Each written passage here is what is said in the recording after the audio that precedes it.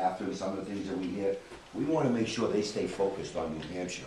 And how can we keep them accountable by making them take the oath of office, just like the governor, the executive council, and all your state representatives. Even when lower in the trenches, our councilors, our committee boards in our state take the oath to the New Hampshire, the Constitution. So this bill is basically about putting on the senators in the U.S. Congress to take the oath. Now, there's been some stuff in the newspapers on this bill here saying, oh, that we're trying to take away the Pledge of Allegiance. Well, that's a lot of crap. This has nothing to do with the Pledge of Allegiance. Okay, this has to do, like I said, on the senators on the same, in the Congress, on the same sheet of music as we are. Like I said, it's a simple housekeeping bill, and I have nothing else to add, but if you have any questions, we'll take whatever questions.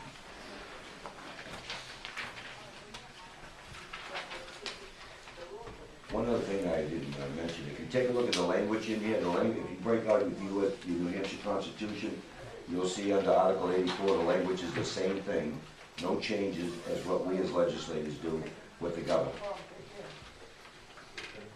Madam Chairman, how many people are testifying? Just right now. So, Representative Coffey's not coming in? No, she signed in on the bill. She's actually a sponsor, but she co-sponsored, but she felt there was no reason. If I needed her, she would, but she didn't want to prolong it. If I may, Madam Chairman, with such legislation coming from the state of New Hampshire, I don't know how it works with the CACR in Washington. We're requesting that our congressional delegation undertake this oath? Yes, Okay. And only our congressional delegation? only our congressional, because they leave from New Hampshire, yes. Further, just for clarification,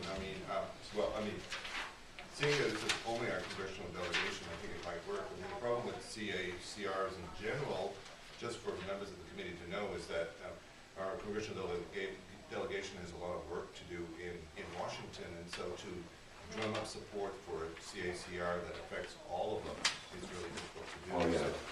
So it really doesn't get very much mileage. This may not go in the circular file. I agree.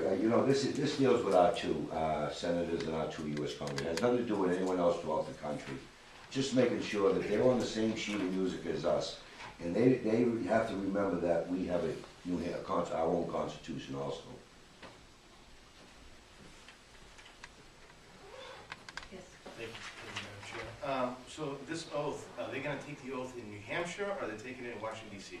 The Secretary of State will be the one to work it out, just like we do here on everyone else. It'll be done here in New Hampshire. Have we heard from our congressional delegation in response to this legislation? No, I haven't heard any complaints, nothing at all on it. You know.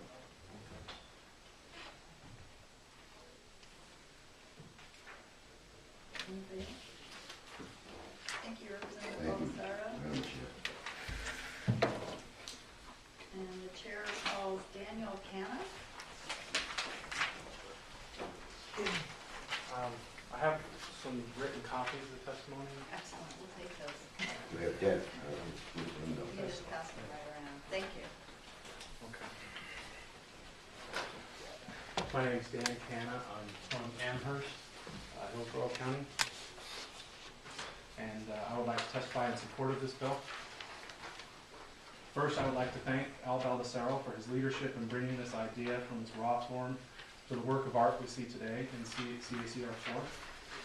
As no constitutional amendment should be made for light or transient reasons, I will therefore highlight the enduring trend that demands action by the state of New Hampshire in order to retain our sovereignty, as declared in Article 7 of the New Hampshire Bill of Rights.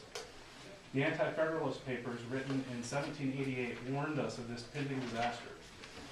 A key paragraph states, "Perhaps nothing could have been better conceived to facilitate the abolition of the state governments than the constitution of the judicial. They will be able to extend the limits of the general government gradually and by insensible degrees, and to accommodate themselves to the temper of the people. Their decisions on the meaning of the Constitution will commonly take place in cases which arise between individuals with which the public will not be generally acquainted.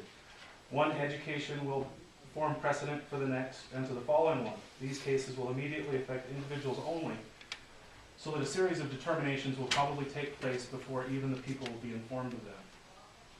With the Supreme Court decisions in 1937 and 1942 expanding the General Welfare Clause and the Commerce Clause, allowing unlimited federal dominion over the states, we have been left with very few options to restore the balance of power.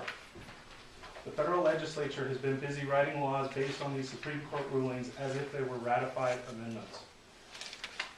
And the office of the President of the United States has signed these unconstitutional powers. Effectively, through this process, the federal government has nullified Article 5 of the Constitution of the United States. Today, the states are treated like nothing more than a lesser administrative branch of the federal government, and we find ourselves very far indeed from the original intent of the compact between the states. Compare the State of the Union today with the words of James Madison in Federalist Papers number 45. The powers delegated by the proposed Constitution to the federal government are few and defined. Those which are to remain to the states are numerous and indefinite. The former will be exercised principally on external objects as war, peace, negotiation, and foreign commerce. With the last of the power, taxation will be, for the most part, connected. The powers reserved to the several states will extend to all objects which in the ordinary course of affairs concern the lives, liberties, and prosperities of the people, and the internal order, improvement, and prosperity of the state. We are justified in this action under Article 10 of the New Hampshire Bill of Rights. Whenever the ends of government are perverted and the public liberty manifestly endangered, and all other means of redress are ineffectual, the people may, and of right, ought to reform the old and establish new government. And by the Declaration of Independence, when a long train of abuses and usurpations, pursuing invariably the same object, evinces a design to reduce them under absolute despotism, it is their right, it is their duty to throw off such government and provide new guards for their future. It is my hope that you agree we are at this point today where we must reform the old and provide new guards for our future security. In 1779, John Adams, as a party of one, wrote the Massachusetts Constitution. In 1784, New Hampshire adopted part of his writings in Article 7 of the New Hampshire Bill of Rights. It reads, "The people of this state have the sole and exclusive right of governing themselves as a free, sovereign, and independent state, and do and forever hereafter shall exercise and enjoy every power, jurisdiction, and right pertaining thereto, which is not or may not hereafter be by them expressly delegated to the United States of America in Congress assembled." John Adams wrote the words of Part 1, Article 7 during the time when the colonies were adopting the Articles of Confederation, a full 8 years before the Constitution for the United States was written. It is highly likely that these words were intended primarily for the representatives that would be sent to the general government. The founders left us this path on purpose, for nowhere in the Constitution for the United States are the states prohibited from requiring federal officers to swear an oath on the state constitution. Therefore, under the 10th Amendment, we have the right and we have the authority to require this. When they are bound by oath to the New Hampshire Constitution and thus by Part 1, Article 7, we will have the power to enforce not only enumerated powers, but also our interpretation of the words of the Constitution for the United States on our own federal officers through that oath, and thus restore Article 5 and the sovereignty of not only the state, but the people of New Hampshire. CACR 4 is our best hope to restore constitutional law and order to the federal government, along with the balance of power between the states and the federal government. When the other states see our action on this, they're sure to follow. Thank you for taking the time to be so up and current in our history and bringing it up the forefront and to demonstrate that through your testimony. I have just one simple question, and is the United States of America a republic or a democracy? It is supposed to be a republic. Today, through the actions of the federal government, they are passing laws that have not been granted through the Constitution with a simple 51% majority. That is the action of a democracy. A republic is differentiated by having a constitution which requires a supermajority in order to change the laws for the lawmakers. Right now, our federal government is acting as a lawless democracy. Thank you. Thank you, Madam Chairman. Two questions, if I may. Mr. Kano, right? Do you represent any particular group? I am affiliated with the 10th Amendment Center. I am also mainly just a dad who's concerned about the future of his children.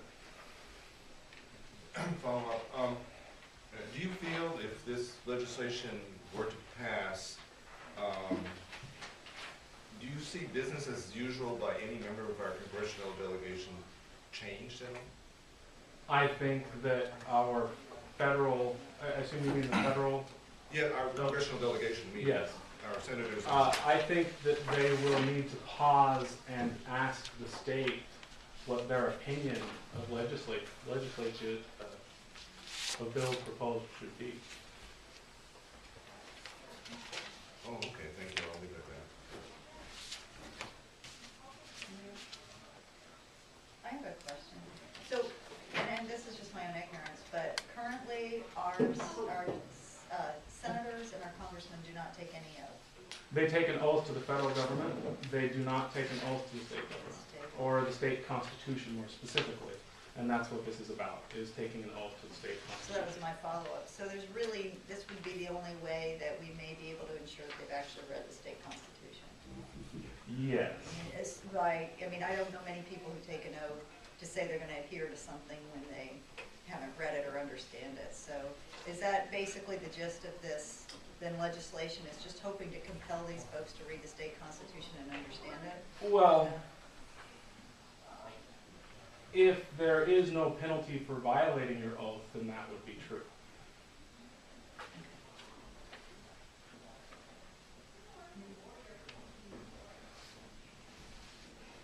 Seeing no further questions and having no other pink cards, I'm gonna close this hearing.